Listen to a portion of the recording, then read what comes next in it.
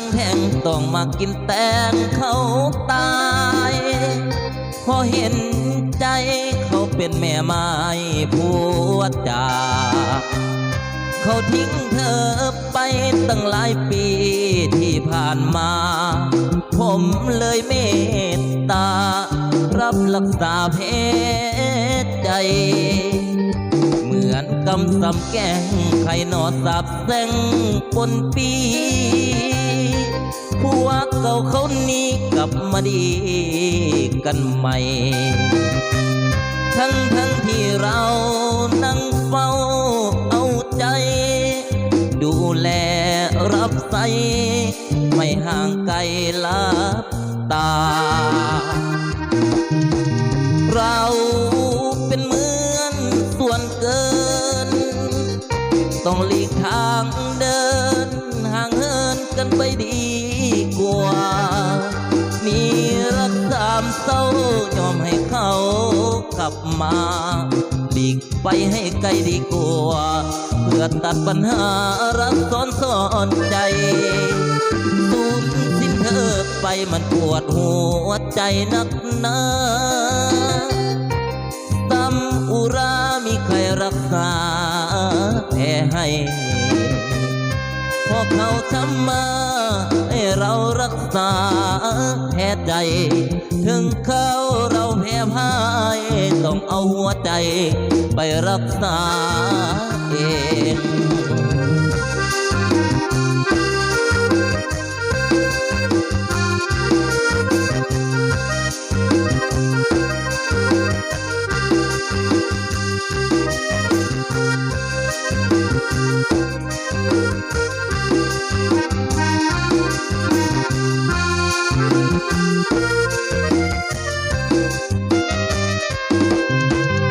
เราเป็นเหมือนส่วนเกินต้องหลีกทางเดินห่างเหินกันไปดีกว่ามีรักสามเศร้ายอมให้เขากลับมาหลีกไปให้ไกลดีกว่าเพื่อตัดปัญหารักซ้อนใจสูญสิ้นเธอไปมันปวดหัวใจนักหนาซ้ำอุรามีใครรักษาแผลให้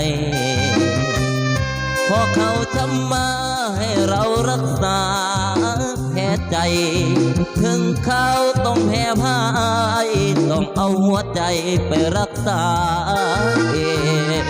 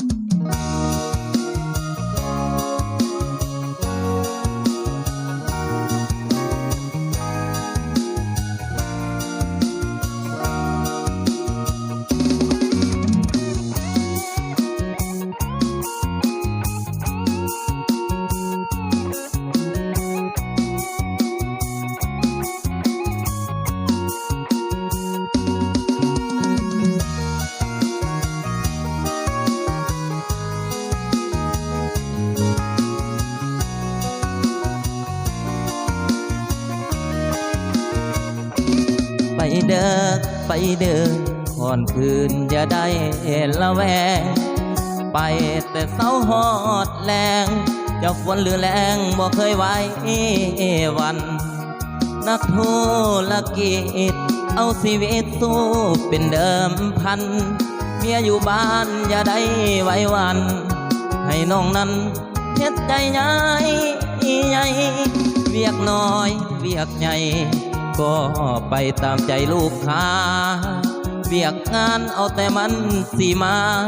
กำหนดเวลาเป็นโมงบ่ได้จะเว้นเหลือเคิน ก็ต้องยืนสู้ทนต่อไปคิดฮอดเมียแทบขาดใจน้องสาวไว้จงเห็นใจอายนักโทรกิจ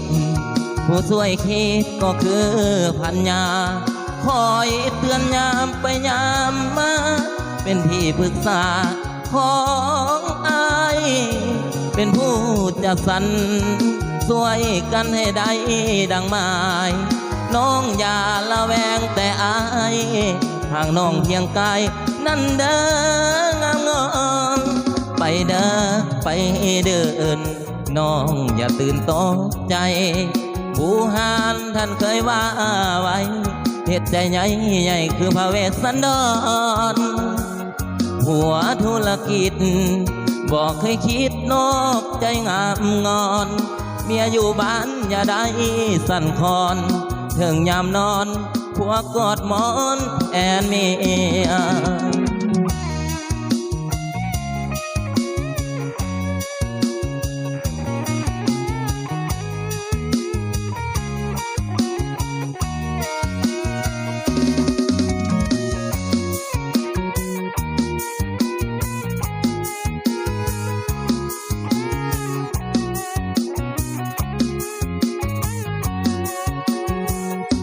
นักธุรกิจผู้ช่วยคิดก็คือพันยาคอยเตือนยามไปยามมาเป็นที่ปรึกษาของอายเป็นผู้จัดสรรช่วยกันให้ได้ดังหมายน้องอย่าละแวงแต่อายห่างน้องเพียงกายนั่นเด้องามงอนไปเด้อไปเดินพรคืนอย่าได้ตกใจผู้หานท่านเคยว่าไว้เหตุใจใหญ่ใหญ่คือพระเวสสันดรผัวธุรกิจบอกเคยคิดนอกใจงามงอนเมียอยู่บ้านอย่าได้สั่นคลอนถึงยามนอนผัวกอดหมอนแอนเมีย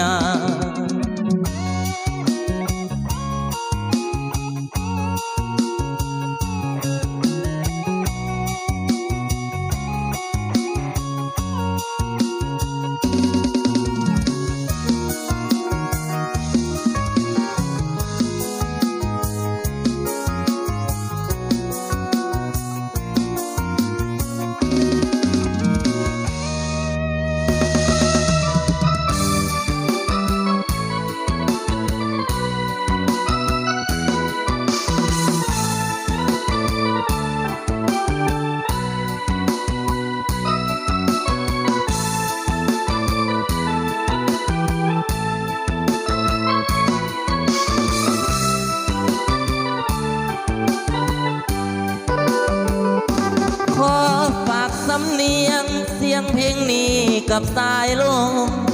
ให้สาวนาแก้วกลมสาวตาคมแห่งเมืองสวรรค์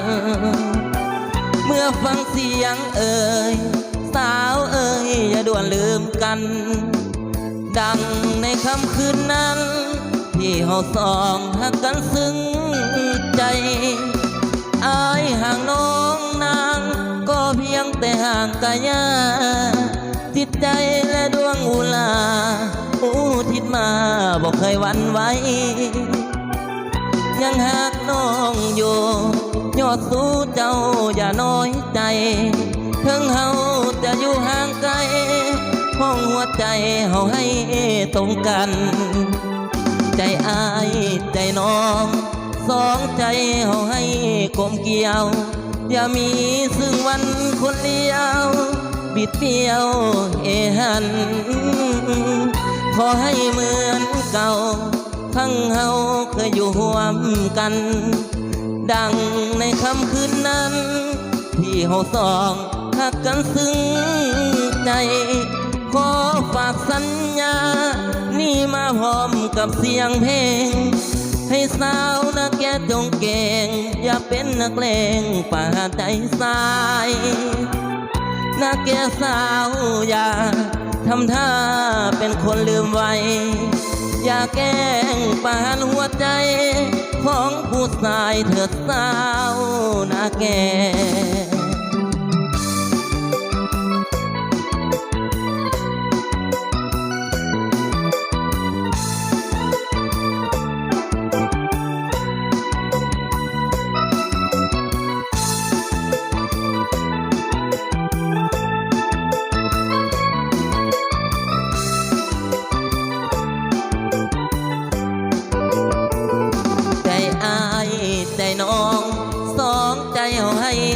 ผมเกี่ยวอย่ามีซึ่งมันคนเลี้ยวปิดเบี้ยวเฮหันขอให้เหมือนเก่าทั้งเฮาเคยอยู่ร่วมกันดังในค่ำคืนนั้นที่เฮาสองหักกันซึ้งใจขอฝากสัญญานี่มาพร้อมกับเสียงเพลงให้สาวนักแกจงเก่งอย่าเป็นนักเลงป่าใจสายนักแกสาวอย่าทำท่าเป็นคนลืมไว้อย่าแกล้งปานหัวใจของผู้ชายเถิดสาวนาแก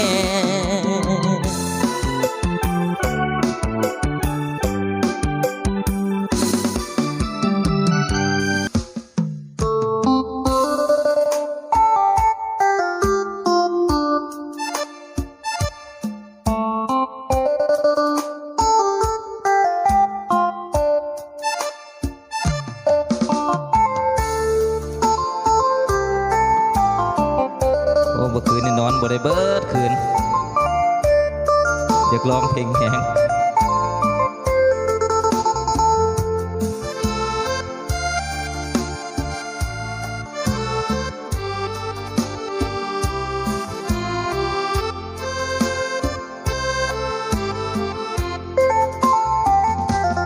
ผมดำน้องสร้างมาทำให้มันดอน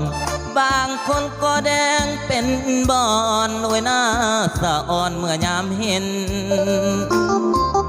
เบิ่งเป็นคนลาวแก้มขาวๆเนื้อเย็นเส้นผมสีดำบ่ค่อยเห็นนึกว่าเป็นคนต่างแดนผมดำน้องย้อมสีทองแบบเมืองนอกเบิ่งแล้วก็งามอยู่ดอกแต่มันออกตำลาบ้านเฮายามน้องเว้าจาก็เป็นภาษาแบบลาวน้องเอ๋ยอย่าหลงมัวเมาเหมือนเจ้าสาวอ้ายหนุ่มผมทองฮี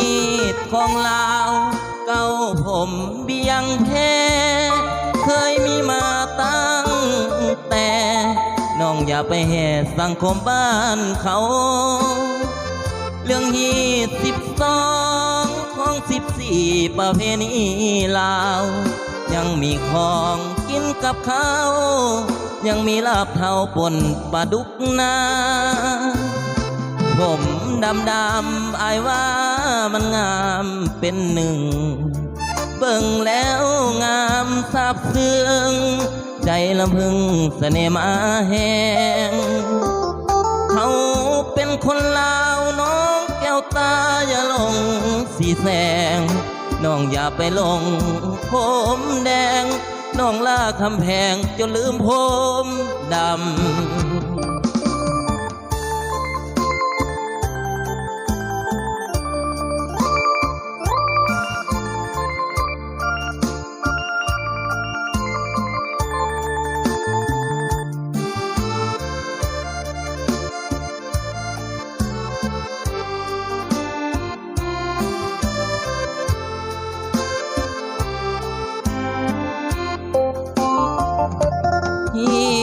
ของลาวเก่า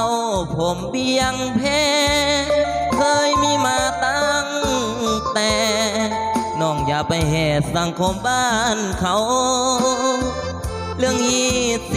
22ของ14ประเพณีลาวแม้แต่ของกินกับข้าวยังมีลาบเท่าป่นปลาดุกนาผมดำอายว่ามันงามเป็นหนึ่งเบิ่งแล้วงามซาบซึ้งใจลำพึงเสน่ห์มาแหง